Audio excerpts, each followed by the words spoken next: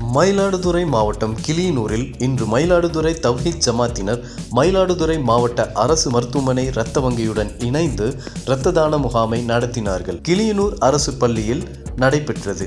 இதில் ஏராளமான இளைஞர்கள் முன்வந்து இரத்த தானம் செய்தனர்.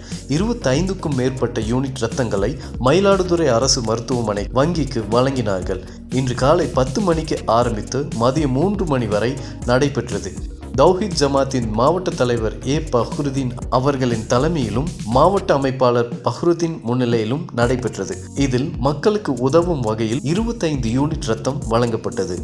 இதில் மயிலாடுதுறை அரசு இரத்த வங்கி தலைமை மருத்துவர் சிவகுமார், பெரம்பூர் காவல் ஆய்வாளர் சிவதாஸ், ஊராட்சி மன்ற தலைவர் ஹாலித், ஊராட்சி மன்ற துணைத் தலைவர் மணிகண்டன் ஆகியோர் கலந்து கொண்டனர். மாயா டிவி நியூஸ் செய்திகளுக்காக மயிலாடுதுறையிலிருந்து ஜீவானந்தம்.